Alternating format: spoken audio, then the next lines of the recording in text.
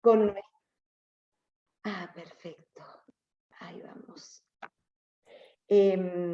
Vamos a empezar hoy, y justamente me gustó la propuesta de la palabra, de la liturgia de la palabra del día de hoy,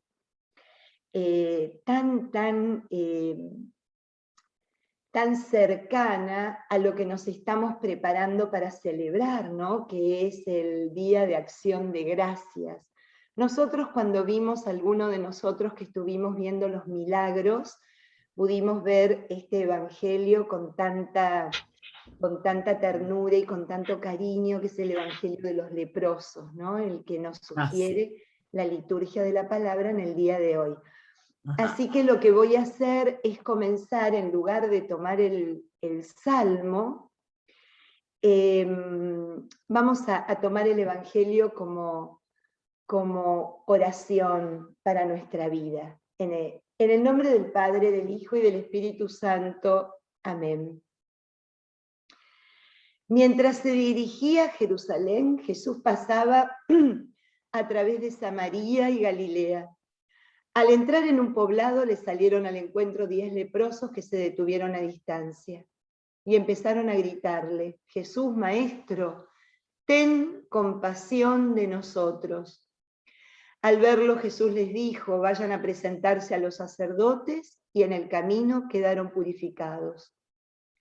Uno de ellos, al comprobar que estaba curado, volvió atrás alabando a Dios en voz alta, y se arrojó a los pies de Jesús con el rostro en tierra. Dándole gracias, era un samaritano.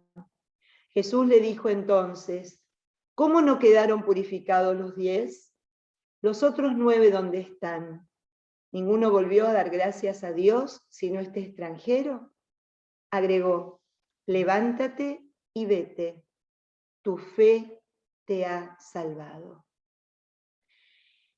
Fíjense qué belleza, porque es un evangelio, como todo lo que escribe Lucas, que habla de ese gesto de amor, de ese gesto de misericordia, de ese gesto gratuito, de ese don de Dios para con todo, especialmente, como lo vemos también en Marcos, con los más necesitados, con los enfermos, con aquellos que no están, digamos, en ningún sentido bien parados, ¿no? En ningún sentido de su vida.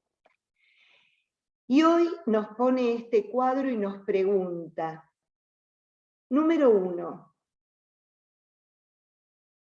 nosotros tenemos esa capacidad de gritarle desde nuestra dolencia, desde nuestra angustia, desde nuestra enfermedad, desde nuestra duda, de nuestra desesperanza, desde nuestro desconsuelo: Jesús, Maestro, ten compasión de nosotros. Nos surge eso como primera oración, porque esta oración que surge de manera espontánea deja entrever la confianza, ¿no? La emuná que veíamos durante todo este tiempo, absoluta en aquel que sé que puede hacer algo. Le pido porque sé que puede hacer algo. Lo del leproso de Marcos: si tú quieres. O sea, ese grito es una confesión de fe, definitivamente. ¿Obramos de esa manera? ¿Nos surge esto primero en nuestro corazón?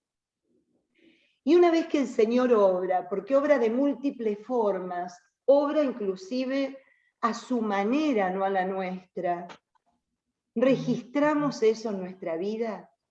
Porque lo que le pasó a este hombre, lo que le pasó a este leproso que vuelve y que pone de una manera tan hermosa, como dice el Evangelio, rostro en tierra, ese rostro en tierra es que se da cuenta quién es, cómo está, lo que padece y la acción de Dios en su vida en ese padecimiento. Se da cuenta.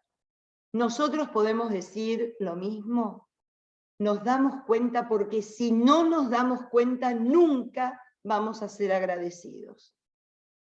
Entonces el Evangelio de hoy de alguna manera nos invita en el plano de nuestra espiritualidad, de nuestra fe, es confío, pido, veo, registro y agradezco. Es a lo que me invita a meditar. Pidámosle entonces al Señor, que todo lo puede, porque para Él no hay nada imposible, que nos dé esa capacidad, porque no hay otra que nos haga ser plenamente felices. No hay otra que nos conduzca a vivir nuestra finitud, nuestra vulnerabilidad, nuestra limitación, con esa alegría de sabernos sostenidos, acompañados, amados y abrazados por aquel que puede hacer la diferencia en nuestra vida. Así que bueno, con este sentir de estos leprosos que nos regala Lucas, nos vamos a meter más o menos en un mismo mood con lo que nos va a ofrecer hoy Marcos. Pero que esto, ya que nos vamos a preparar en este mes de noviembre, que para nosotros noviembre está íntimamente enlazado y relacionado con el Día de Acción de Gracias, ¿no? Ese Día de Acción de Gracias en donde, ¿gracias de qué? Gracias por qué. Gracias a quién, ¿no? Hoy el Evangelio ya nos comienza a preparar. Así que pidámosle al Señor la gracia de poder hacer un buen trabajo y poder llegar al fondo de la verdad. Amén. En el nombre del Padre, del Hijo y del Espíritu Santo. Amén. ¿Me esperan un chiquitín que voy a sacar este que me quedó acá escondido y no lo había visto? Va, para allá.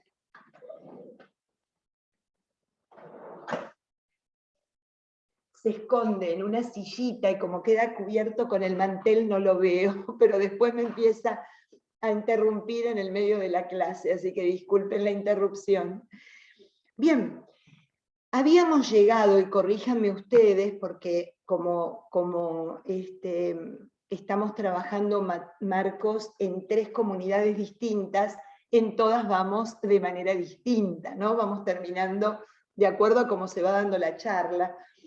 Pero recuerdo yo que habíamos hablado sobre el ayuno, habíamos terminado en el capítulo 2, sobre el tema de a vino nuevo, odres nuevos, ¿no? Esto que Marcos, desde el inicio, desde cómo está presentando esta buena nueva, esta buena novedad, nos va poniendo en cada capítulo y en cada relato, nos va enfrentando con aquello que el Señor nos pide constantemente, eso nuevo que nos trae, la nueva enseñanza, la nueva manera de sanar, rompiendo a lo mejor costumbres o reglas que eran propias de la sociedad, la nueva manera de elegir discípulos, porque no elige discípulos entre los mejores y los perfectos,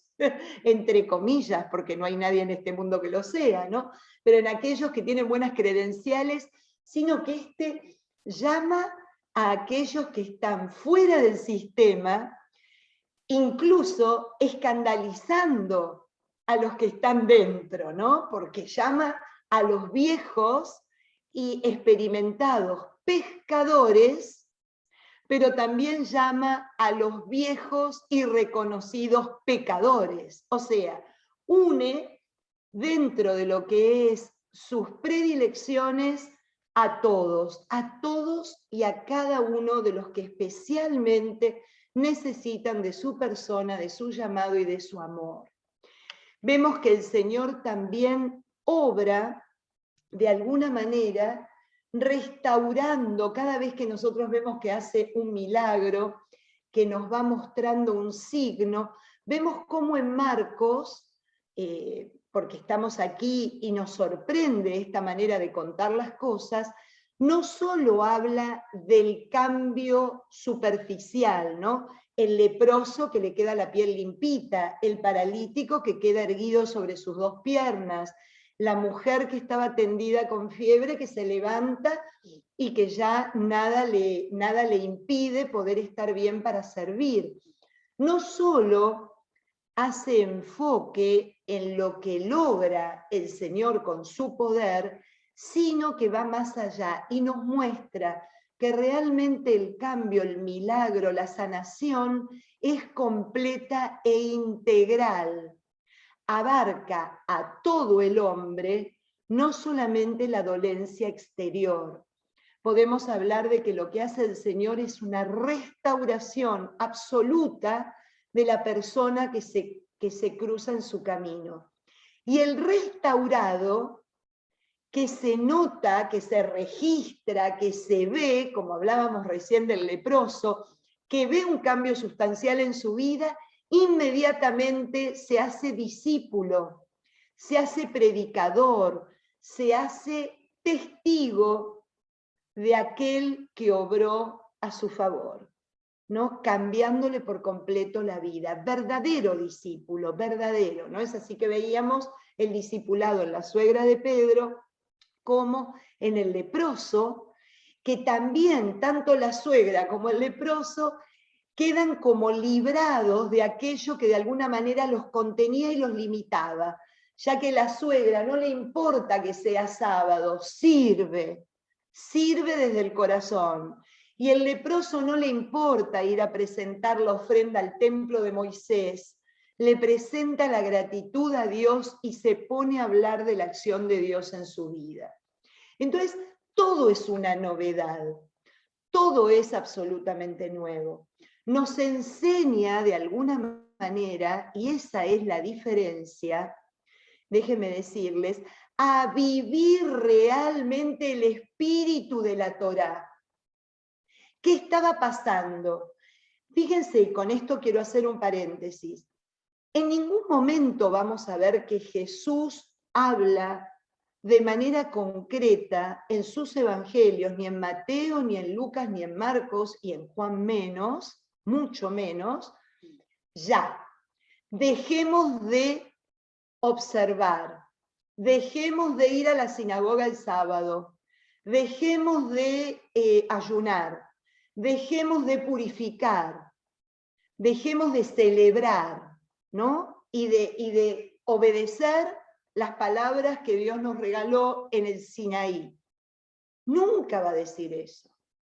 Lo que sí va a hacer de manera contundente es enseñarnos a todos y a cada uno cómo vivirlo, desde dónde vivir esas palabras, desde dónde vivir esos mandatos.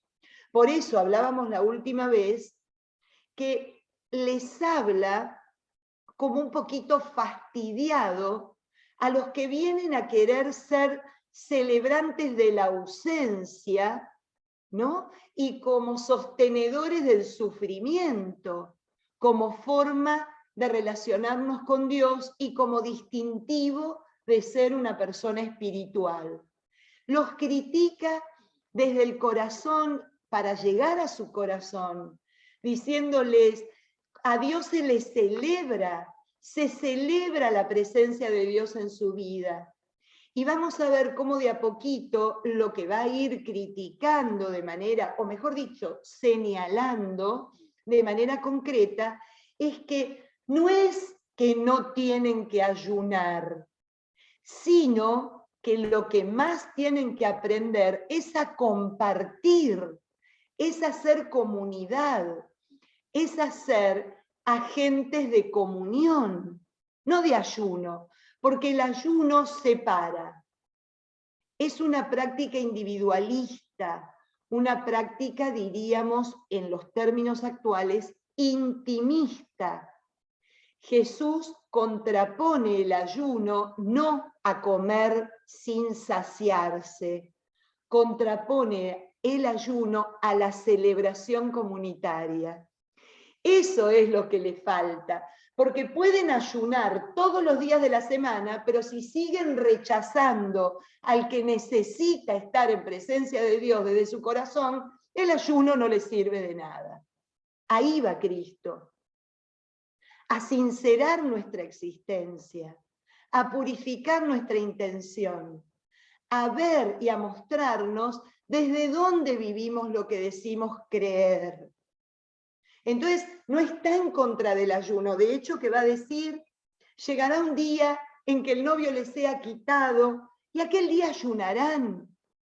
Y está bien, y va a ser un ayuno que acompañe su dolor y su preparación para vivir ese sufrimiento y lo que implica no tener a Dios en la vida. Pero en el mientras es celebración plus compartida, celebración plus inclusión, recepción de la vida del otro. Entonces ahí es donde justamente muestra la novedad. Esta novedad no se puede poner en un odre viejo. ¿Qué es el odre viejo sino el corazón envejecido de aquel que se resiste a la novedad de Cristo? Por más que le meta la palabra, la enseñanza, la acción, ese corazón no lo resiste. Ese receptáculo se rompe, se quiebra. A enseñanza nueva, un corazón nuevo, una vida entera renovada, sin temor, porque no está hablando de dejar de, sino de encontrarle el pleno sentido a y vivirlo. Y nos habla a nosotros también de esa manera. ¿Cuántas veces las prácticas religiosas, las prácticas espirituales a las que adherimos, que seguimos, que repetimos, lo que sea, no entendemos para qué las estamos haciendo? No sabemos de qué se trata. Lo hacemos porque hay que hacerlo, como los fariseos, lunes y jueves, como los discípulos de Juan, varias veces a la semana. Pero si esa práctica ritual que adhiero y que vivo porque me convenzo de que es un camino hacia una transformación, y esa transformación se traduce en un acto concreto de amor, misericordia, perdón, inclusión, abrazo y cero prejuicio, bendito sea Dios. Todo tiene que ver con encarnar lo que creo, con vivir de manera renovada mi vida entera. Como escuché varias veces y he leído en algún libro, cuando obramos algo desde lo espiritual sin tener realmente conocimiento pleno de lo que significa, de a qué me llama, de qué transforma, de qué se trata para mi vida, eso y el paganismo van de la mano. Porque hago algo sin tener idea para qué ni por qué, ¿no? Y es ahí donde no vivimos desde el corazón ardiente de los discípulos de Maús. Porque ¿por qué los discípulos de Maús tenían el corazón ardiendo, amigos míos? Porque entendieron de qué se trataba, la historia de salvación y la compartida de esa mesa en comunión. Y ahí cómo no nos ardía el corazón y nos recontra ardía el corazón. Y arde tanto ese corazón que enciende el corazón de otros. Pero si yo hago las cosas por hacer, bueno, a eso apunta el Señor en esta primera parte de Marcos. Esta primera parte que hoy terminamos, que es la primera parte de la presentación, la introducción, la acción del Señor, la novedad de Cristo, esa novedad de Cristo por todos los costados y por cómo la veamos, en su persona, en su vida, en su enseñanza, en su acción, en su elección, en su llamado, ¿no? Ahí es a donde casi ya estamos terminando y ya nos vamos a meter en la segunda parte, que va a ser la gran elección, la gran vocación, cuando elija a los apóstoles y cuando empiece a enseñarles a vivir como tal, a vivir como apóstoles de Él, como sus mensajeros, como sus enviados, ¿no? Que es lo que significa esa palabra. Entonces, nos quedamos, yo no me acuerdo si habíamos empezado a hablar del sábado. ¿Empezamos o no? ¿Alguna que me...? No, perfecto. Sí, no, ¿Sí? yo creo que sí. ¿Sí? Nosotros creo que terminamos el capítulo 2, Ah, las perfecto. espigas arrancadas el sábado. Yo no Gracias. creo que terminamos el 2, pero sí vimos el sábado, No yo hay creo. problema porque lo vamos a repetir, lo vamos Ok. como el 2, como el capítulo 2 en tema, en la cuestión del temario, se continúa con el capítulo 3, porque primero estábamos hablando de banquete, ¿no? La primera parte era como la comida compartida en la casa de Mateo, de Leví, la comida que es gesto de compartida, gesto de comunión en esta crítica que se le hace sobre el ayuno, y el hambre que tienen los discípulos cuando están atravesando el campo y se gestionan, ¿no? Hacen que unos granos de trigo les sacien ese hambre y son criticados porque era sábado. ¿Y cómo puede ser que en sábado estén haciendo algo? ¿Cómo puede ser que en sábado estén actuando siendo que el sábado es una fecha de guardar? Habíamos llegado hasta ahí, si es así, justamente comparó el Señor, cuando criticaron a sus discípulos, hizo como una especie de hermenéutica, tomó el pasaje del libro de los Reyes explicando que también David hizo lo incorrecto, entrando en el templo y comiéndose los panes que son solo para los sacerdotes. Y tenían hambre. ¿Y qué hizo David? No solo se lo comió él porque tenía hambre, sino que lo compartió con sus amigos, con los que lo acompañaban. Entonces habíamos visto la primera aproximación de explicar Cristo de qué se trata el sábado. Y ahí es a donde nos vamos a quedar y vamos a empezar el capítulo 3. Bien, para contarles lo del tema del sábado, déjenme explicarles un poquito la mirada que había sobre el Shabbat en la época de Cristo. Esta mirada o esta explicación, gracias, Oco, esta explicación viene a revelar como dos grandes corrientes de enseñanza que estaban en el siglo I y que ya venían de unos siglos atrás.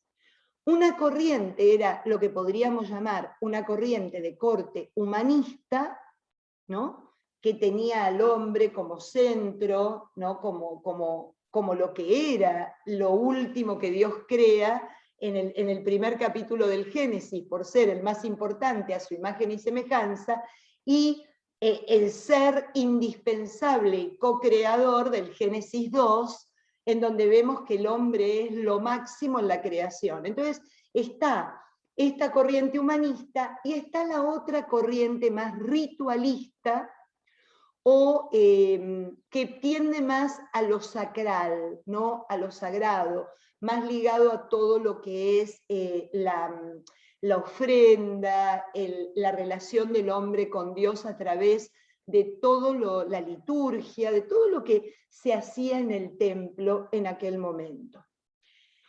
¿Qué es lo que dice cada corriente? Nos lleva directamente a cómo se expresa el Génesis, la postura del hombre. La corriente más ritualista va a estar más atraída hacia el capítulo 1 del Génesis, que de alguna manera el hombre está como sometido o si bien es el más importante de la creación, no obstante está sometido a este orden que Dios le da para que viva y se mueva. Pero la segunda corriente, que es la del capítulo 2, interpreta tanto el capítulo 1 como el capítulo 2, que Dios le da orden al hombre para que nombre, para que le ponga nombre a cada cosa creada. cada cosa creada. Y le dice que todo va a estar bajo su administración y bajo su persona. Él es el que tiene la obligación de someterlo todo y de administrarlo todo. Entonces, ¿qué decía esta corriente humanista? Que el hombre estaba incluso sobre el tiempo. Estaba sobre el tiempo y sobre el espacio, sobre todo lo creado. Porque Dios así le dice, nombra todo, a todo ponle un nombre. Y nombrar para el judaísmo es poseer, es tomar, es acotar. Lo que se nombra se posee. Paréntesis, por eso a Dios no lo nombra nadie, para no poseerlo, para no acotarlo, para no limitarlo, ¿no? Entonces, de esa manera, esta postura que ya estaba de alguna manera presente en la manera de leer la Torá, predominaba en alguna facción del judaísmo, de estos maestros espirituales que enseñaban e interpretaban la ley de una manera profunda y de una manera espiritual. Entre ellos, Gilel y Gamaliel, aquellos que van a ser los profesores de Pablo, los maestros de Pablo, y que se citan con alguna reiteración en Juan y en Hechos de los Apóstoles, ¿no? Especialmente Gamaliel. Entonces, vemos que Jesús opta por esta presencia del hombre por sobre aquello que le fue creado. El sábado fue hecho para el hombre y no el hombre para el sábado. El sábado fue dado por Dios al hombre y desde el punto de vista social, así fue, porque fue una auténtica revolución en la época en donde el judaísmo comenzó a observar el sábado como día de descanso y de inacción, porque hasta ese momento nadie descansaba, ni los animales, ni el campo, ni las personas. Entonces fue realmente algo que hizo diferencia. Y ahí es donde se ve que ese gesto de Dios para con el hombre es como un don. Así como Dios descansó, invita a su co-creador a que también descanse. Y que ese descanso sea activo. ¿En qué sentido? De contemplar, de ver, de celebrar la acción que realizó en los días anteriores. Entonces, fíjense, esta perspectiva es la que va a sostener. Y lo que vamos a leer ahora en el capítulo 3, déjenme decirles que está enmarcado directamente en esta perspectiva de orden humanista. Vamos a leer un poquito sobre el tema, vamos a leer primero el texto y luego vamos a explicar qué es lo que nos encontramos allí. Capítulo 3, versículo 1. Entró de nuevo en la sinagoga. Estaba allí un hombre que tenía la mano paralizada. Algunos lo vigilaban para ver si lo sanaba en sábado y así acusarlo. Dijo Jesús al hombre de la mano paralizada: levántate y ponte en el medio. Y les preguntó a ellos: ¿qué está permitido en sábado? ¿Hacer el bien o el mal? ¿Salvar la vida o dar muerte? Ellos callaban. Entonces los miró indignado, aunque entristecido por la dureza de sus corazones. Y dijo al hombre: extiende la mano. El hombre la extendió y su mano quedó sanada. Los fariseos salieron inmediatamente y deliberaron con los herodianos cómo acabar con él.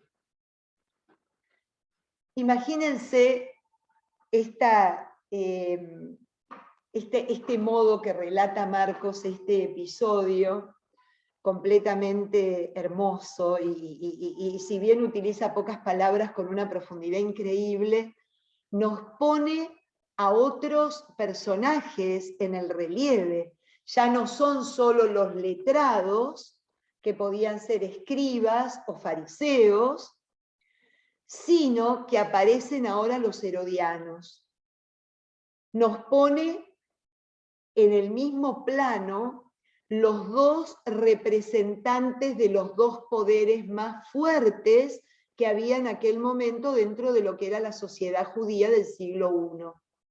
Los fariseos, que representaban la autoridad religiosa, y los herodianos, que representaban la autoridad civil, la autoridad institucional, los gobernantes. Fíjense cómo ya la novedad que viene a traer Cristo, ya esta novedad abruma de tal manera que preocupa.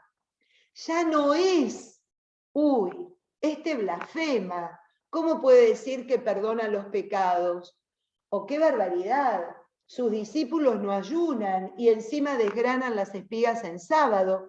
Ya no es algo que moleste porque no sigue aquellas leyes por las cuales ellos controlan al pueblo de manera despiadada, sino que va más allá. Ya está generando un peligro tremendo porque está llamando al hombre a la libertad interior.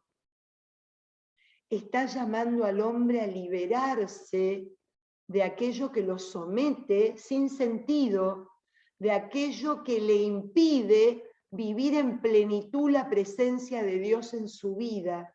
Y el hombre libre es un hombre peligroso. No se puede manejar, no se puede controlar. Fíjense que un hombre libre hay que desaparecerlo, hay que exterminarlo, hay que acabar con él, como termina el texto que acabamos de leer, porque es un auténtico peligro. Fíjense que Herodes, los herodianos son los que eran partidarios al rey que gobernaba en ese momento. Y este rey, que era idumeo, no era hebreo, era de uno de los pueblos de alrededor de la tierra de Israel, había sido colocado por ser funcional 100% a Roma. Había comenzado la dinastía herodiana cuando entraron prácticamente los romanos a conquistar y a dominar la tierra prometida, ¿no? La tierra santa. Entonces, claro, eran completamente funcionales a Roma. ¿De qué se trataba ser funcionales? Evitar cualquier rebelión, evitar cualquier expresión de libertad que hiciera pensar al pueblo, que le diera al pueblo herramientas como para que el pueblo se rebelara interiormente de su institución religiosa y su institución política. Porque después los fariseos, algunos de ellos, no todos, porque en realidad esa función fue más bien vista desde los saduceos que desde los fariseos. También eran funcionales a Roma porque desde la fe mantenían también al pueblo controlado de la manera que lo estamos viendo. Vigilaban, descubrieron, criticaban, se fijaban, ¿no? Estaban todo el tiempo viendo a ver quién se equivocaba y quién no, y sácate, le daban por la cabeza al que lo realizaba y lo hacía de esa manera. Y eso mismo hacían con el Señor.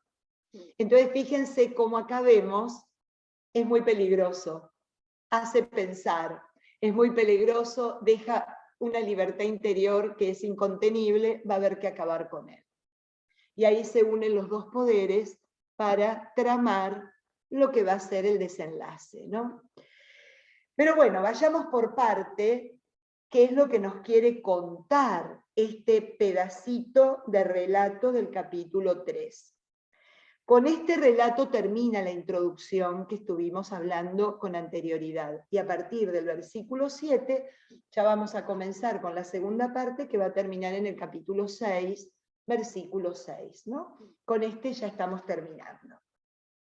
Fíjense el movimiento y el espacio. ¿Se acuerdan que esta primera parte se caracteriza por el cambio de los espacios, ¿no?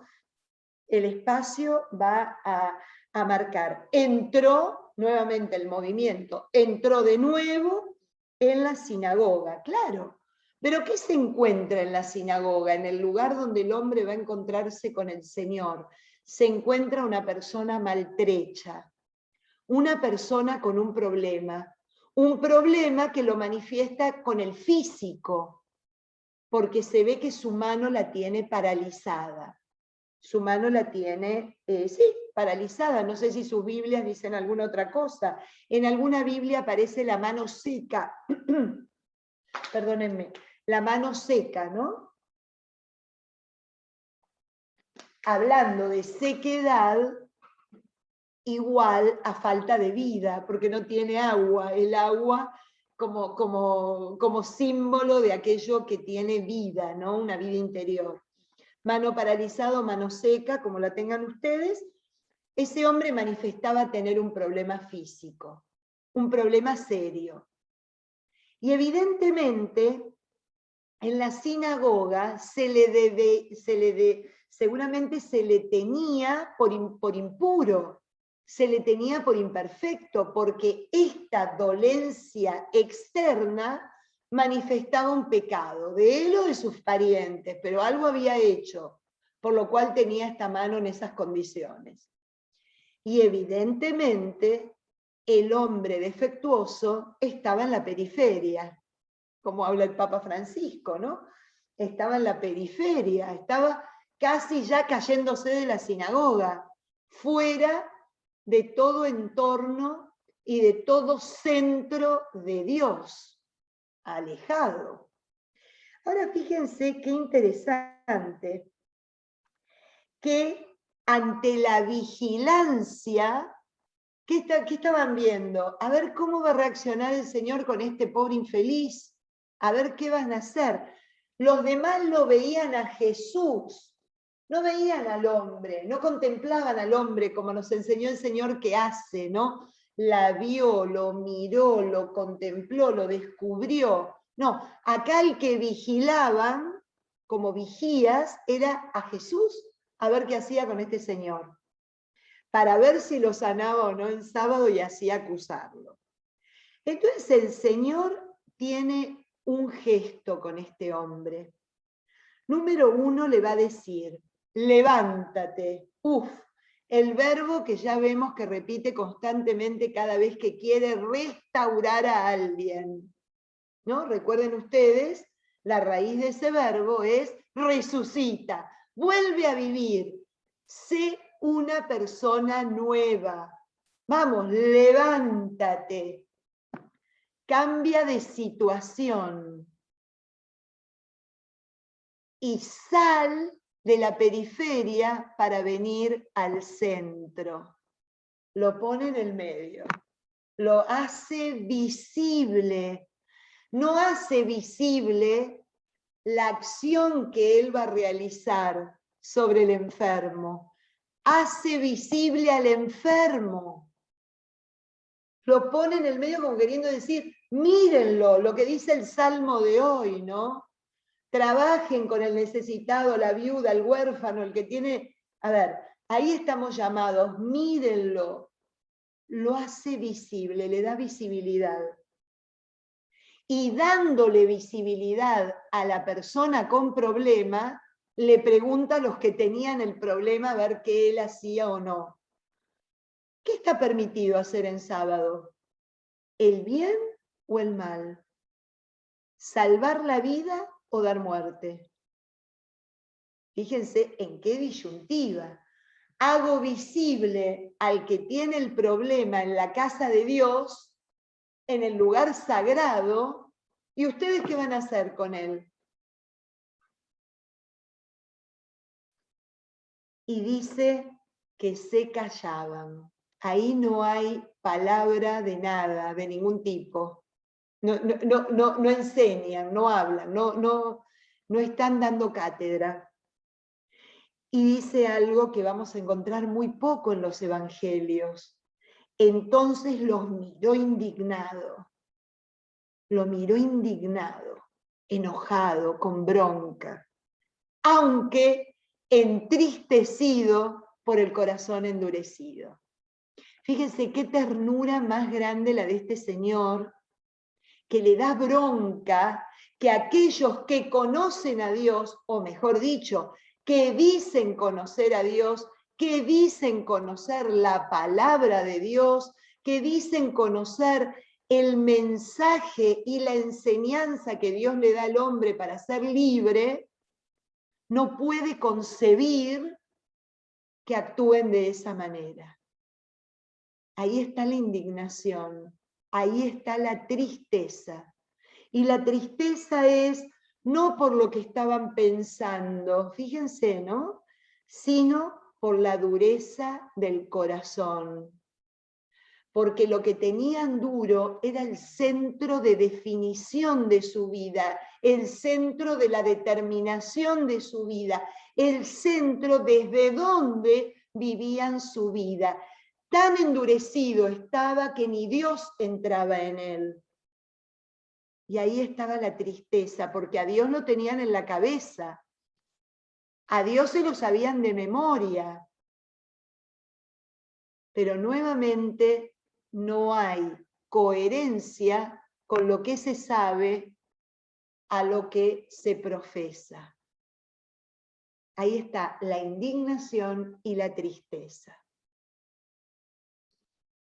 Entonces le dijo al hombre: extiende la mano. El hombre la extendió y su mano quedó sanada. Los fariseos salieron inmediatamente y deliberaron con los herodianos para acabar con él. Fíjense en el mood que lo presenta, siguiendo con la enseñanza del ayuno, siguiendo con la enseñanza del sábado, siguiendo con la importancia de que las cosas que creemos tienen que dar un auténtico y verdadero sentido a nuestra vida. Son desde ahí desde donde tenemos que actuar, no desde la dureza de nuestro corazón, a nuestro modo y como nosotros vemos las cosas, ¿no? Un poco siguen el mismo mood. Bien, ahora permítanme tomar este texto desde un plano de espiritualidad. ¿Qué nos dice a nosotros este texto? Un poco lo del paralítico. ¿Qué nos dice a nosotros? ¿De qué nos habla hoy a cada uno de nosotros? Fíjense que nos pregunta varias cosas. ¿Seremos nosotros también vigilantes de los que están a nuestro alrededor? ¿Estaremos constantemente vigilando esa palabra que no es, fíjense que no utiliza mirando, contemplando, no. Vigilante es una palabra que lleva dentro de sí la valoración. ¿Es bueno o es malo? ¿Hace bien o no? ¿Es correcto o incorrecto? ¿No? El vigilante es aquel que me acuerdo yo que había un vigilante cuando yo era chica en la esquina de mi casa, y él era el que vigilaba que no pasara nada incorrecto, que no hubiese una acción en contra de un ciudadano, sea cual fuere, ¿no? Era el que vigilaba, el vigía, ¿no? ¿Tendremos nosotros esa tendencia también? No solo dentro del espacio sagrado, que para nosotros vendría a ser el espacio de la iglesia, nuestra comunidad, sino constante, porque acuérdense que estos vigilantes estaban atrás de la plantita de trigo, salían atrás de una pared, aparecían caminando por la calle, están en todos lados, vigilando a todo el mundo. Esa tendencia compulsiva a ser los declamadores de lo bueno o lo malo, ¿no? ¿Tendremos esa tendencia? La primera cosa que nos pregunta, y ahora hablando del hombre de la mano paralizada, ¿Qué simboliza la mano paralizada? Fíjense qué interesante. Así como el paralítico estaba bajo la parálisis del pecado, de ese sentimiento interno que no lo dejaba ponerse en movimiento, que no lo dejaba vivir, lo tenía prácticamente muerto en la camilla, una mano paralizada es lo contrario a lo que significa una mano. Porque ¿qué es la mano? ¿No? Y eso lo dice también el Evangelio, y ya lo empezó a decir Marcos desde el capítulo 1, que con su mano extendida tocó a la suegra de Pedro, la agarró y la levantó. Con la mano extendida tocó al leproso y lo sanó. La mano es el gesto de la acción de nosotros hacia los demás. Una mano paralizada es una mano que no cumple esa función. Es una mano atrapada, así como el paralítico en el sentimiento de culpa, muy probablemente en un sentimiento de egoísmo, en un sentimiento contrario a la generosidad. Un sentimiento donde a lo mejor solo me sirve para mí, ¿no? Yo me la imagino, podríamos hacer, si tuviéramos la oportunidad de estar mirándonos y compartiendo en un salón, bueno, ¿ustedes cómo simbolizarían una mano paralizada? Piénsenla, háganlo donde están. ¿Dónde la ponen a la mano paralizada? La sostienen, la meten en un bolsillo, se la meten adentro de la ropa, la agarran con un pañuelo. ¿Qué hacemos con esa mano paralizada? ¿Qué significa? Es la incapacidad de hacer, la incapacidad de producir, la incapacidad de demostrar, porque recordemos que con la mano podemos acariciar, con la mano podemos armar una rica comida, hacer algo lindo, como también destruir, ¿no? Como también matar o castigar. La mano es el gesto que representa nuestra vida, nuestra acción, ¿no? No dar a lo demás, que dice, no dar a los demás la gracia que Dios nos da, claro. No ofrecer a los demás nada, ni lo que nos da Dios, ni lo que tenemos en casa. Habla de una increíble incapacidad de hacer algo, bueno o malo, algo. ¡Qué belleza! Porque si bien el hombre de la mano paralizada a los ojos del judaísmo era un hombre defectuoso y colocado, él mismo se colocaba en la periferia porque se sabía, ¿no?, con el defecto y que podía ser considerado impuro para estar en ese lugar, casi que quería pasar desapercibido. También alguien con la mano paralizada quiere pasar desapercibido porque verlo es comprometerlo. Cuando me expongo, cuando salgo al encuentro del otro, me expongo. Tengo que hacer algo con el otro, ya no puedo hacerme el bobo, porque hay alguien que necesita algo, hay alguien que hay que saludar, hay alguien que hay que abrazar, hay alguien que hay que escuchar, que consolar, que ayudar. ¿Qué hace el Señor?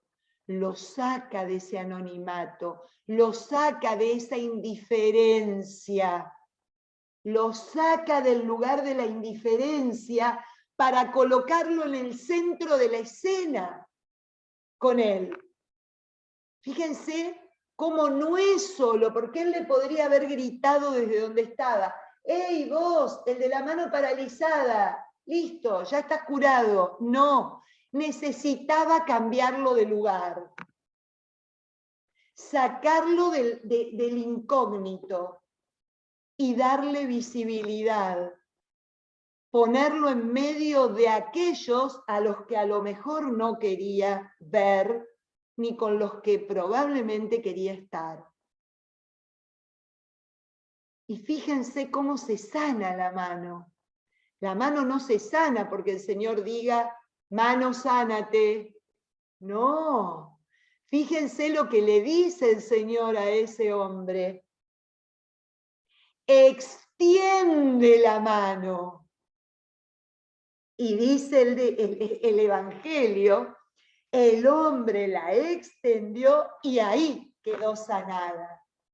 Cuando tenemos la capacidad de extenderla para con el otro, para con el de la necesidad, para con el del abrazo, para con el de, incluso hasta el de la corrección, como nos decía el otro día el Evangelio que leíamos, ¿no? El de Lucas, el lunes creo que fue. Corregir, perdonar, el animar a ya salir de la indiferencia, del egocentrismo, de la egolatría, se sana aquello que estaba inerte. Fíjense cómo hasta el último de los milagros muestra una restauración que va de adentro para afuera, ¿no? Podemos ver las dos miradas, aquello que les quiere enseñar el Señor a los doctores de la ley, a los letrados, a los que llevan adelante, digamos, el poder ejercido de manera religiosa sobre el pueblo, ¿no? Desde la religión, y también a nosotros, haciéndonos pensar si nosotros también tenemos esta mano paralizada y que la única manera de que se solucione ese parálisis es extenderla, y cuando la extiendo voy hacia el otro, voy hacia afuera, salgo de mí, y ahí se termina toda la dolencia, ahí quedamos restaurados y sanados, ¿no? En el mismo plano. Fíjense qué bonito lo que nos ayuda a meditar este Evangelio, porque si no siempre caigo en cuenta, bueno, era una crítica para los doctores de la ley, era una crítica para los herodianos, pero no, es una palabra que me mueve mi corazón. ¿Qué hago yo con mi mano? ¿Cómo la vivo? Con este que es el instrumento de mi hacer. ¿Qué hago con ella? ¿No? Muy, muy bonito. Así que imagínense, un hombre que apelaba a este grado de libertad era peligroso. Había que hacerlo, había que darle fin, había que ponerle un límite, porque estaba dándole y generando en los que estaban a su alrededor algo que podía llegar a ser muy complicado de sostener. Y así es como termina la primera parte, la introducción, esta presentación del hombre nuevo, de la vida nueva, la enseñanza nueva, ¿no? La elección nueva, la manera nueva de curar, de sanar, de restaurar. La elección nueva, ¿no? Y vamos a empezar con la segunda parte, que se denomina la parte de la gran elección, la gran vocación, porque ahí va a terminar con algo que para Marcos es muy, muy, pero muy importante, que son sus apóstoles. Para el evangelista Marcos, Jesús no se entiende sin sus apóstoles, es Jesús y los apóstoles. Y ahora van a entender por qué en lo que vamos a leer a la brevedad. Fíjense cómo empieza la segunda parte, haciendo como un resumen para terminar con la primera y preparándonos para que entendamos la parte que se está por iniciar. Y dice lo siguiente, desde el versículo 7. Jesús se retiró con sus discípulos junto al lago. Siempre hay un lugar, ¿no? Un espacio. Le seguía una gran multitud, desde Galilea, Judea, Jerusalén, Idumea, Transjordania y del territorio de Tiro y Sidón. Una gran multitud que al oír lo que hacía, acudía a él. Entonces dijo a sus discípulos que le tuvieran preparada una barca para que el gentío no lo apretujara, ya que, como sanaba a muchos, los que sufrían achaques se le tiraban encima para tocarlo. Los espíritus inmundos al verlo caían a sus pies, gritando, tú eres el Hijo de Dios. Pero él los reprendía severamente para que no lo descubrieran. Estamos en el capítulo 3, del versículo 7 al versículo 12, acabo de terminar de leerlo. Bien, fíjense cómo es una suerte de resumen, un poquito de lo que acabamos de ver, y ya la ubicación en lo que vamos a empezar a contemplar juntos.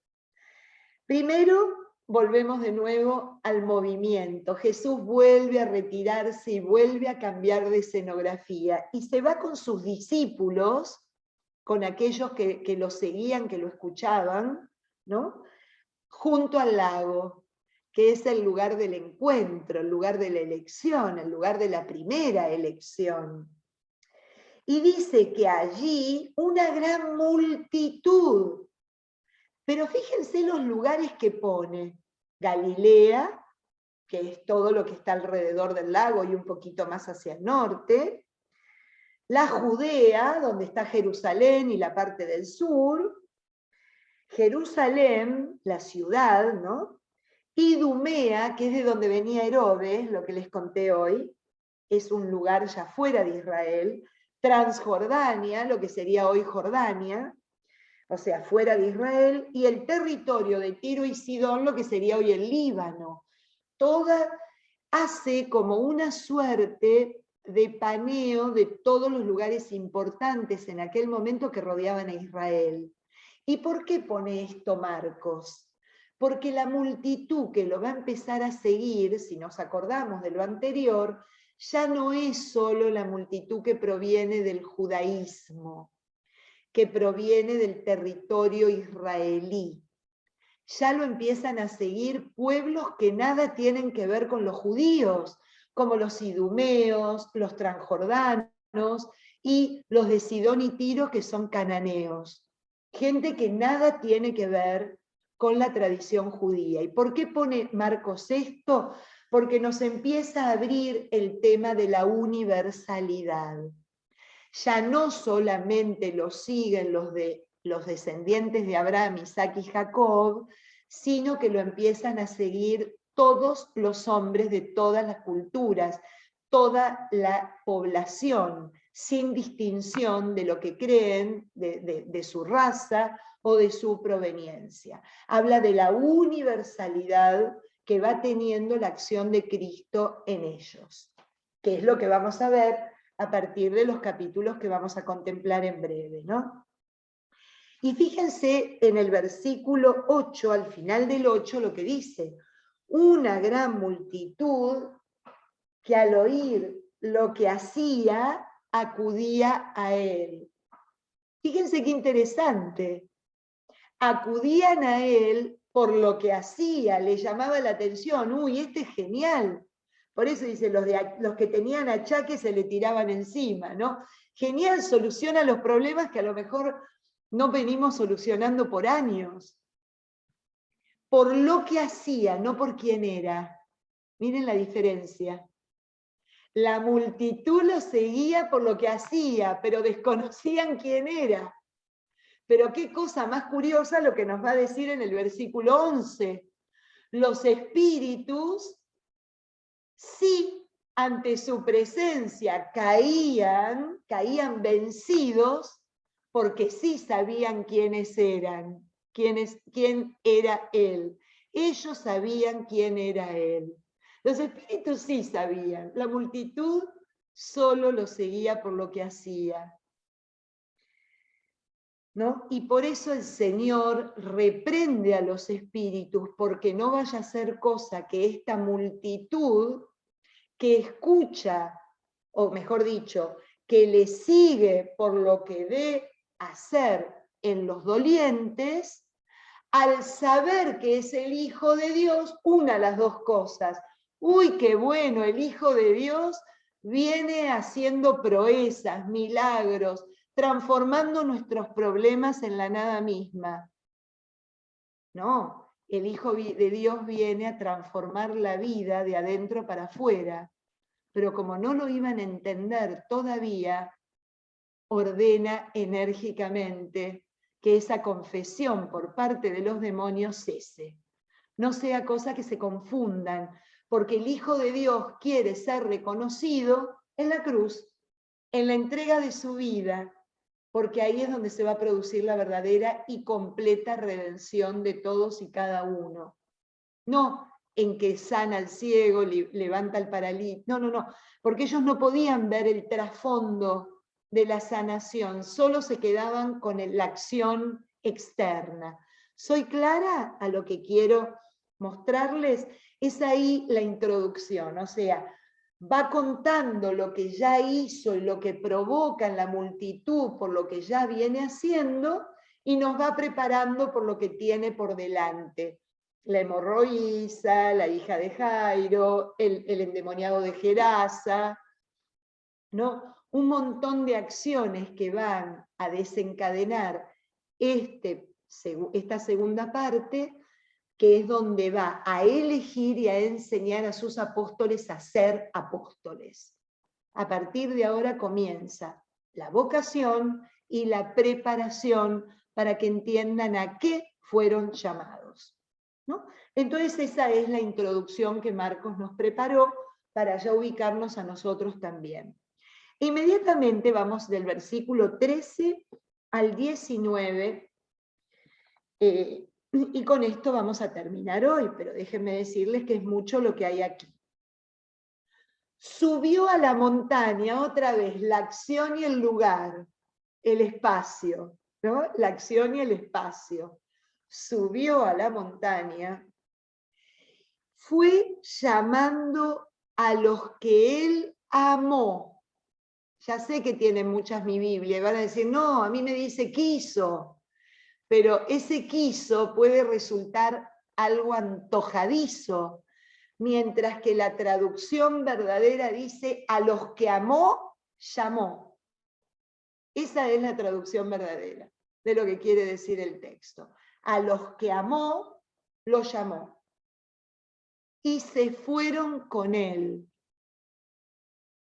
Nombró a 12 a quienes llamó apóstoles, para que convivieran con él y para enviarlos a predicar, con poder para expulsar a los demonios. Nombró pues a los 12, a Simón, que lo llamó Pedro, a Santiago de Zebedeo y a su hermano Juan, a quienes llamó Boanerges, que significa hijos del trueno, a Andrés y Felipe, a Bartolomé y Mateo, a Tomás, Santiago de Alfeo y Tadeo, a Simón el cananeo y a Judas Iscariote, el que incluso lo traicionó. Es muy importante cada palabra de lo que acabo de leer. Primero, como diría Benedicto, y recordarán algunos que hicieron conmigo el tema de los apóstoles, recordarán que Benedicto tenía esta enseñanza. Los apóstoles son fruto de una noche de oración y de un amor profundo, ¿no?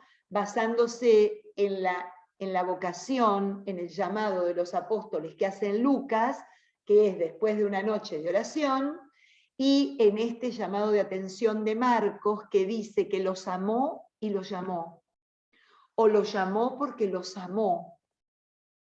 Y ya nos pone de manifiesto cómo sigue actuando el Señor, porque ya lo vimos que elegía a gente normal, a gente rutinaria, digamos, de la vida ordinaria, pescadores, ¿no?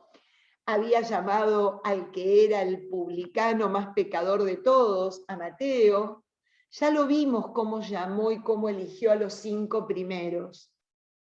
Pero lo que sí implica ahora es que al principio los llamó para que los siguieran. Ahora los amó y los nombró sus apóstoles. ¿Ven la diferencia? Hay una diferencia sustancial. primero los llamó para que se hagan discípulos, para que lo siguieran a él, pero ahora ya les da una misión en esa vocación. Pero claro, una misión que parte, número uno, del hecho de que se den cuenta que fueron amados tal cual son, a tal punto que miren lo que nos pone Marcos, incluso amó a Judas Iscariote, que es el que lo traicionó. Fíjense, ese incluso, como para que nosotros no lo dejemos afuera, porque ama a cada uno como es y lo llama desde ese ser único y irrepetible que cada uno tiene y que cada uno expresa con su vida. Incluso al que lo traicionó. Lo amó. Y fíjense qué belleza, porque primero lo ama, lo llama e inmediatamente dice que ese amor y ese llamado es tan fuerte que se fueron con él. Ya a partir de este momento nunca más pueden volver a ser ellos solos, sin el Señor. O sea, si son sin el Señor, dejan de ser los apóstoles, ¿no? Dejan de ser aquellos que son llamados para esta misión. Y fíjense lo que les dice. Nombró, les puso nombre. Esto que hablábamos del nombre hace un ratito, que les contaba del Génesis. Los poseyó, son de él. Los nombró, se los apropió. Se los apropió, ¿no? Para que convivieran con él, o sea que no los llamó para que se hagan cargo de tal o cual situación, de tal o cual ministerio, de tal o cual grupo de gente que esté por ahí alrededor, no, para que convivieran con él. Esto, fíjense que no dice para que vivieran con él, para que convivieran, él con ellos y ellos con él. A la invitación que les hace el Señor es de mutua, es de pertenecerse mutuamente, de unirse, de ya ser inseparables. Esto es, permanezcan en mí como yo permanezco en ustedes, ¿no? Esto que va a decir Juan con otras palabras. Convivir. Porque de esa convivencia con él es de lo que tenían que predicar. No de lo que estaba en los libros, como hacían los letrados y los escribas, no de lo que leían en el manual instructivo sobre lo que significa ser apóstol, no, de la convivencia, es de lo que tenían que hablar a los demás, de esa pasión que enciende el corazón de estar con Cristo. Y esa prédica estaba además potenciada porque el Señor no solo los invita a convivir, sino que les entrega su poder, les dio poder para expulsar demonios, que era lo mismo que para liberar a los cautivos, para sanar a los dolientes, ¿no? Ese poder de sanación, ese poder de restauración, ese poder de liberación. Miren qué preciosura.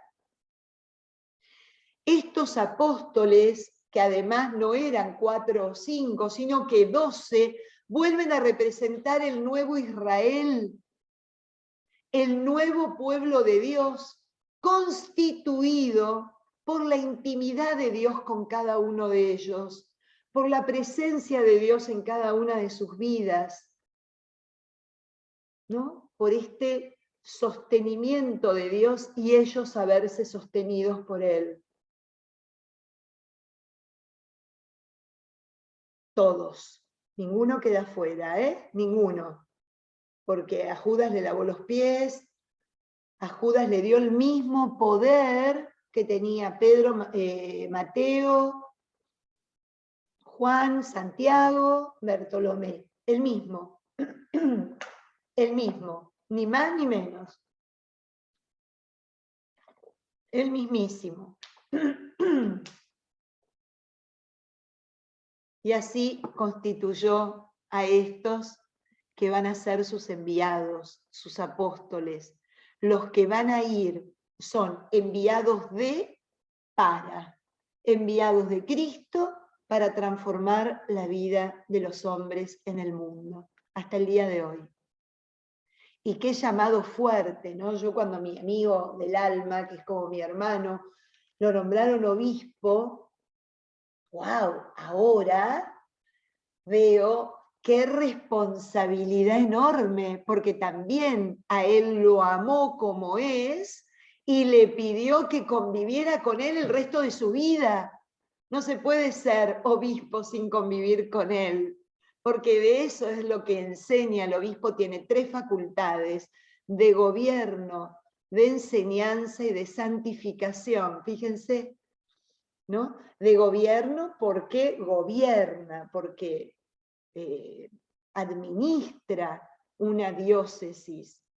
De enseñanza, porque predica lo que vive, predica esa convivencia con Cristo, eso de estar con Cristo, predica al pueblo de Dios para que el pueblo de Dios tenga esa experiencia de Dios cada uno de nosotros. Y santificación, el poder que le entrega para sanar, perdonar, liberar, abrazar, consolar, santificar, que es ofrecer a Dios constantemente a su comunidad y a cada uno de los hombres y mujeres que la integran, ¿no? Hasta el día de hoy.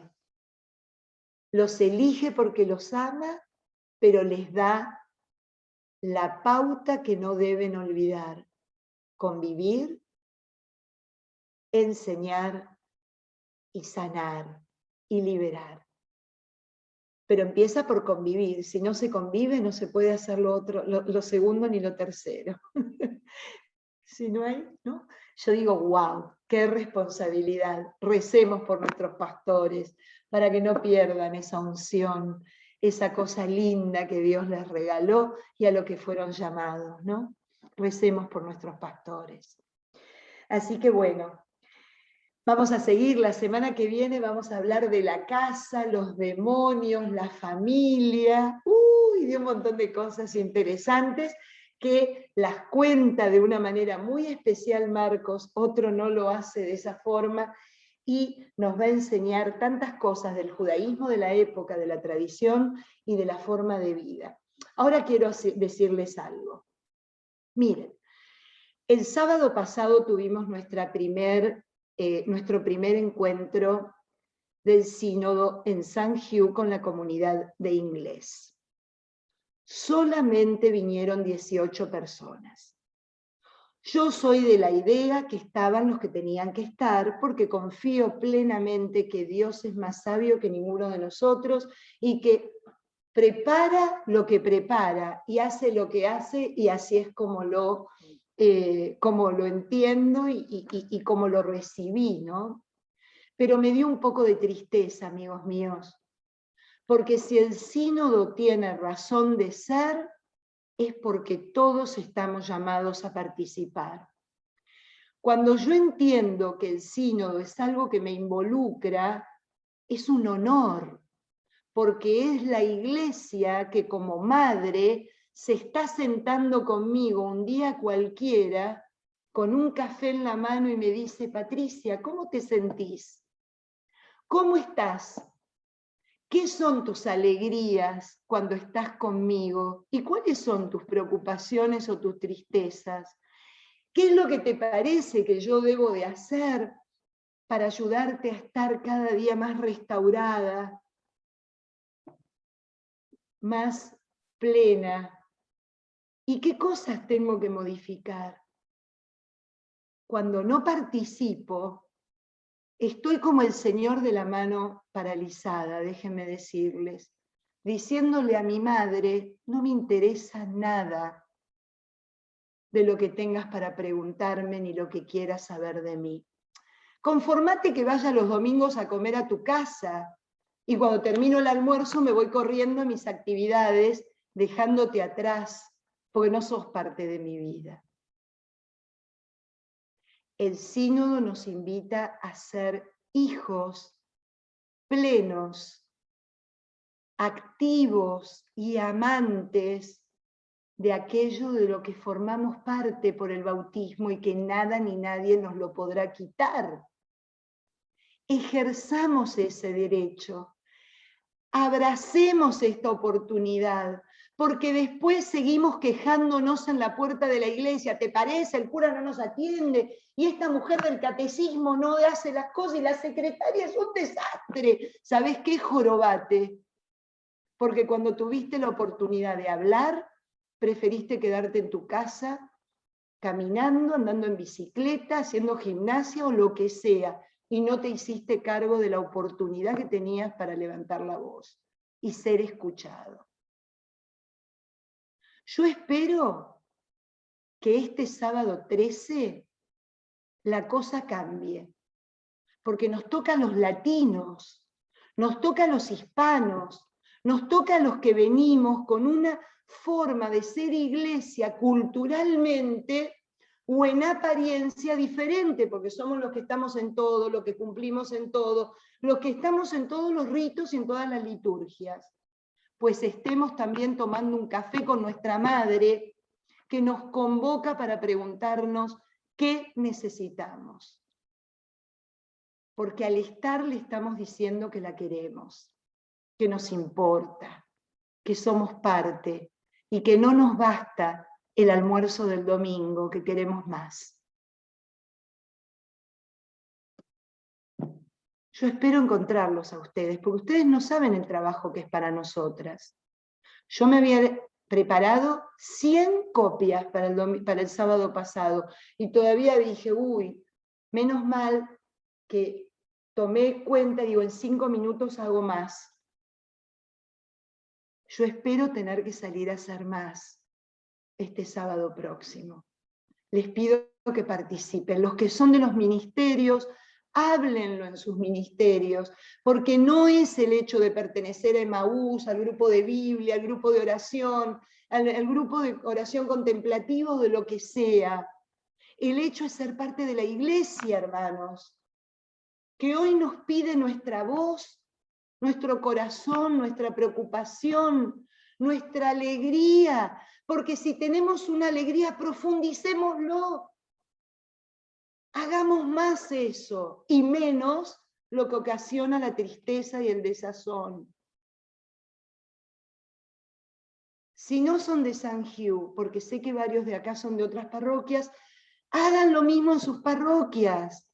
Preocúpense, pregunten cuándo se van a reunir y si no se reúnen, los esperamos en San Hugh porque los queremos escuchar. Porque saben una cosa, el sínodo tiene 3 verbos: encontrarnos, escucharnos y discernir juntos.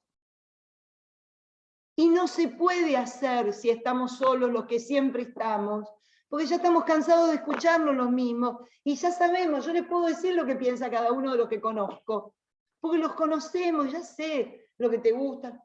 No, es hora de que realmente hagamos la diferencia y hagamos oír nuestra voz, porque para eso estamos. Y fuimos llamados y fuimos marcados con el sello de esta familia. Así que bueno, nada. El sábado vamos a empezar a las 9 de la mañana. Les soy honesta, no dura 2 horas. La semana pasada terminamos 11:15, un poquito más de 2 horas. ¿Por qué? Porque el Padre expone el Santísimo 5 minutos para pedirle al Señor que se quede con nosotros, como hacían los discípulos de Emaús, para que podamos tener un encuentro lindo, fraterno, desde Él, con Él, buscando el bien común. Entonces, tenemos una oración que es un poquito más larga de lo que se espera, porque lo hacemos en la iglesia. Si nos acompañan será una belleza. Así que los esperamos el sábado. El sábado les cuento una cosa. Vamos a estar este sábado 13 y vamos a estar el jueves 18 a las 7 de la tarde para aquellos que trabajan el sábado o que no pueden porque tienen su ministerio. Hemos puesto, yo les cuento, vamos a estar con los matrimonios. Hoy a la tarde estoy con los papás de la catequesis. Llevamos el sínodo a donde están ustedes porque queremos que realmente ustedes sean parte del sínodo, porque si no, no tiene sentido. No tiene sentido.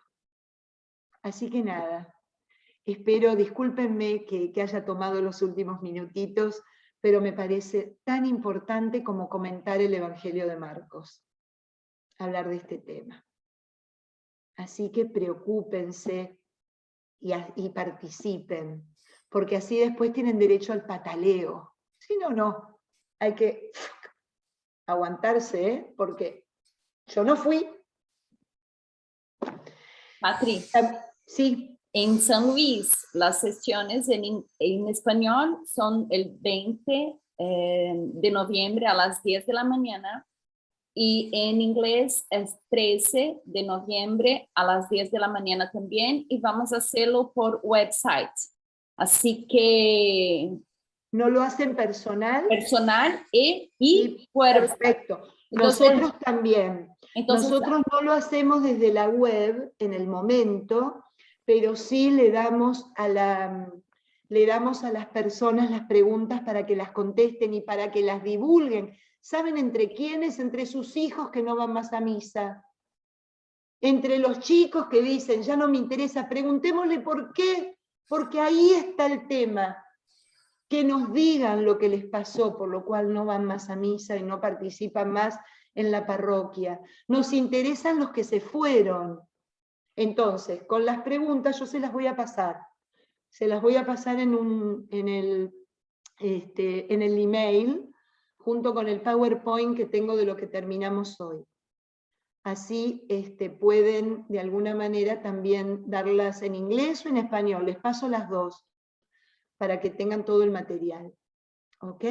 Pero lo lindo es que participemos comunitariamente, porque tiene una dinámica muy linda. La parte comunitaria se trabaja de a tres, ¿no? Muy trinitario. Y de a tres se llega a una conclusión. Entonces, es tan bonito porque es esa dimensión de ser comunidad. No es lo que yo pienso y me quedo con eso, escucho lo que piensa el otro.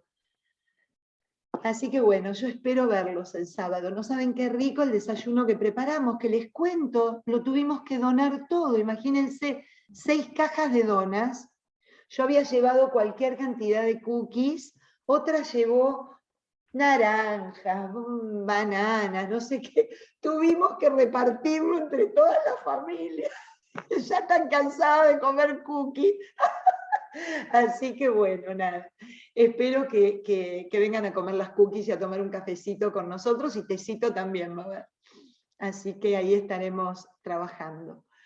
Bueno, nada, gracias. Y ya como les decía al inicio, que Sandrita la veo que está ahora, yo en el inicio les conté, Sandra, lo del viaje, que ahora mismo, gracias.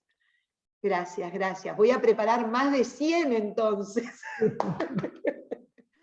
¡Wow! Imagínense qué emoción va a ser. Bien, Ana, sí, si tú estás en este chat, si tú recibes mis emails, lo vas a recibir como si fuera un email de Biblia con todo lo que les voy a mandar todo junto. No, Sí, no estoy en el email de Biblia. bueno, Entonces, qué bueno por que eso me te estoy enviando el correo. Porque me fantástico, interesa Ana. el material que nos acabas de Fantástico, decir. ya mismo Ok, tomo nota de gracias. tu material, claro que sí, de Gracias. tu email, perdón. Claro Gracias. que sí. Sí, Sandri, te estamos escuchando. No, nada, Patri. Gracias, gracias. Y el sábado estaremos ahí.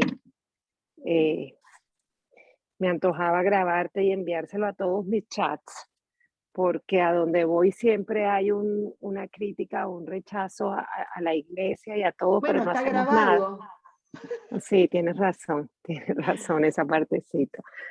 Pero bueno, qué lindo. Y bueno, ya, lo que entré tardecito, pero por fin ya tenemos, después de tanta espera, todo confirmadísimo para Israel, así que ya se hace más real. Ese es nuestro viaje. Me imagino que tú lo enviarás ahorita al grupo por mail y listo. Sí, yo les comenté, lo que pasa que tú no estabas todavía, le comenté que ahora termina la clase y quedamos nosotras trabajando en el itinerario, que nos falta la mitad. Ayer hicimos la mitad del itinerario, nos falta la otra mitad para pasárselos junto con el flyer. Exactamente. Buenísimo. Así Buenísimo. que bueno, ahí estaremos. Ya le mandamos todo en estos días, pero yo hoy les mando lo del sínodo, para que ya lo puedan ir leyendo. Gracias, buenísimo, Patricia. Buenísimo, gracias, Patri. No, gracias a ti, Sandri. Estoy buscándote que no te encuentro, Ana. A ver, ¿dónde estás acá? Ah, ya te vi. Para tomar foto de tu email. Así te envío. Te incluyo, pero qué barbaridad, ¿cómo no vas a estar incluida? Ahí está. Muy bien. Ahí está, buenísimo. Bueno, muchas gracias por los piropos. Son muy lindos y muy buenos, los quiero mucho. Sí. No puedo estar el sábado porque estoy en Naples. Lo siento mucho. No hay problema, Julia, cada uno, imagínate que yo les voy a enviar lo que tengan y pueden participar en sus parroquias, o lo pueden completar y me lo hacen llegar a mí. Entonces, si no pueden asistir, yo tomo la respuesta de ustedes y la agrego a las respuestas que tenemos que trabajar en San Hugh. Eso yo también. Soy de San Hugh. Yo soy de la parroquia de San Hugh. Por eso, Julia, Sí, entonces sí. Tú me las completas y yo incluyo tus respuestas como si hubieses estado el sábado en nuestra comunidad. Ah, sí. Ok, Patricia. Pero la puedes mandar al email de mi hija, que Sí. mi hija lo tiene, el email. Si tú recibes los emails, yo te lo mando al email donde lo recibes. De mi hija, Ivonne Herrera. Ok. ¿Esa donde tú recibes los emails, Julia?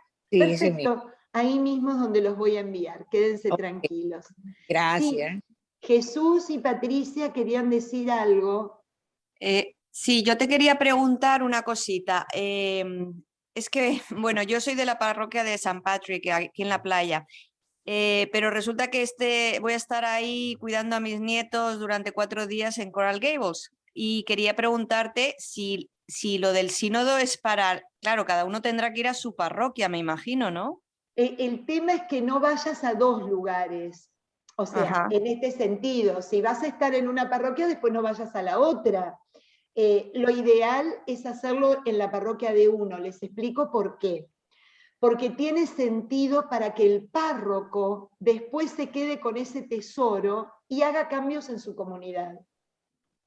Entonces, a lo mejor vos contestás de acuerdo a tu experiencia de San Patrick en Coral Gables, y no tiene nada que ver el párroco de Coral Gables con tu experiencia de la playa. Entonces, lo ideal, por eso les digo, háganle llegar la respuesta, aunque no puedan participar públicamente. Pero traten de hacerlo en su comunidad de pertenencia, porque es al párroco al que le va a quedar toda la información como un tesoro para poder trabajar al respecto. Claro. Tiene todo el sentido. Ajá. Y una última pregunta. ¿Qué día acababa el viaje? Salimos el 2 de marzo, que es el miércoles de ceniza, y llegamos el 13 de marzo a las 6 de la mañana. El 12 volamos de allá para acá. El 13 tengo la comunión de mi nieto, pero yo creo que si llegamos a las 6 de la mañana... 6 de la mañana aterrizamos aquí en Miami. Ok. Ay, qué lindo, porque aparte que le puedes traer, yo le traigo a los niños de la comunión, a los niños de San Hugh siempre le traigo regalitos de Belén. Bueno. Así Bueno, sí, pues nada, esperamos... En el flyer tienen toda la información.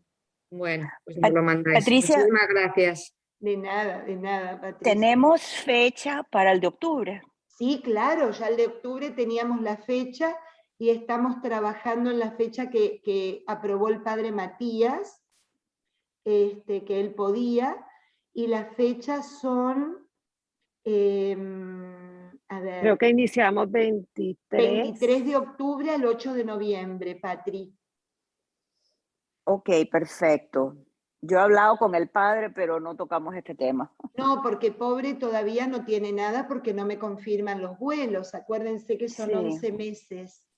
Me 23 explicaba al al 8. 7, al 7, al 7. al 23 7, al 7. ok, del Sí. 23 al 7. Perfecto, O magnífico, sea que el 8 gracias. llegamos acá, si es del 23 al 7, ¿verdad, Sandra? Me corchaste, porque yo Sí. creo que como son 14 noches, 14 da el 6, el 7 no ok. sé si volamos y llegamos Son el 8 o 15, son 15 noches. Pero, Bueno, 7 después u 8, perdón, 7 u 8, sí, lo el 7 o confirmamos, el 8 sí, estamos acá. exacto, Sabemos que exacto, salimos el 23. Perfecto. exacto.